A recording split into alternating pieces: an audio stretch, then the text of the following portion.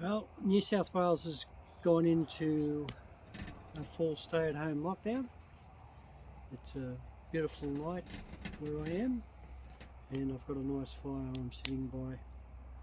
And got some questions from Jacqueline. There's 3 questions, and I'll go through them. The first one, what did you do to heal?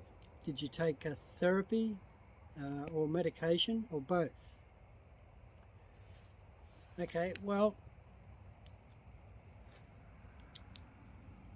once I walked away from the drugs and the alcohol, the cigarettes, the strongest thing I had after that was a cup of coffee. I didn't take Panadol, didn't take aspirin, nothing. Yep. I did drink a lot of coffee, and interestingly enough, I ate a lot of lollies, a lot of sweets, to satisfy the craving, sugar craving from the alcohol withdrawals and things like that. So I did put on a little bit of weight as well that I had to address later on. So no drugs, no prescription drugs, only coffee. I went to therapy in 2007, so about 7 years after I left, and by then I'd finished my bridging course, I'd finished my undergraduate, and the reason I went to therapy is because I had to fill in an ethics application, a human research ethics application, to do a research project. I wanted to work with what the research, what ethics call a vulnerable population. And they were concerned about vicarious trauma and my past. So one of the conditions that I continued on with that research was that I attend therapy, and I've seen a psychologist, which I did find helpful. I learned quite a bit about myself, and it also gave me a regular activity to do at the time. So no drugs, prescription otherwise. Yes, there was therapy, but that was some considerable time after I'd started working on myself. One of the really important things that I needed to do for myself was develop in my mind the idea of what a good man in our society would be like, and I tried to model myself on what I thought a good person should be.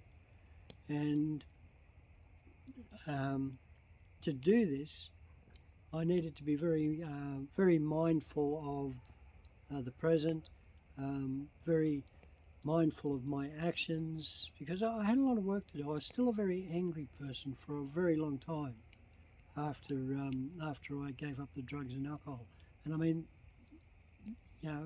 going through withdrawals is not that easy either. So there was that. Okay, and so therapy, quite a considerable time after. The other question, 2, what was inside you that made you push on? What was your passion and drive to succeed and get yourself well again?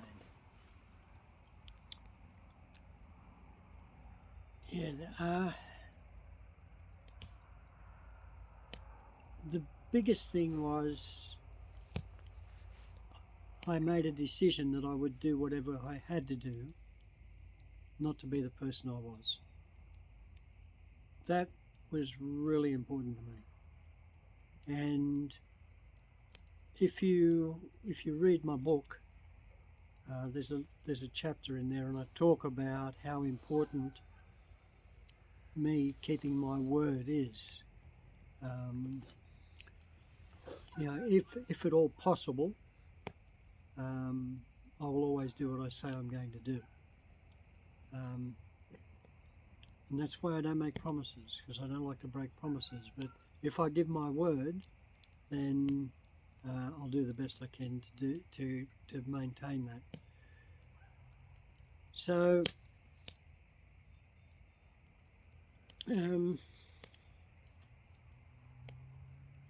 my drive was not to let myself down. My drive was to improve myself, to constantly improve myself and be a better person. That was my passion. It still is today. It's really important for me to be the best person I can be.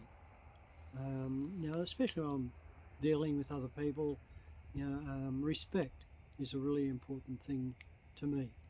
And I guess a part of that was that I realised that I had a responsibility to my parents, to my ancestors, to respect them and to be the best person I could be today, to respect them. And at the same time, that presents as a role model for my children and for other children that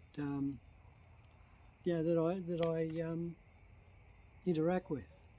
I have 2 stepsons, so it's really good to have that role model for them as well. So question 3.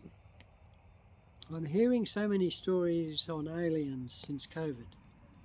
My mate used to be a top psych to the stars. She has written so many books on her visitations. Western psychology puts it in or down to psychosis, as you know. But it's like that message saved my life. You're right about that.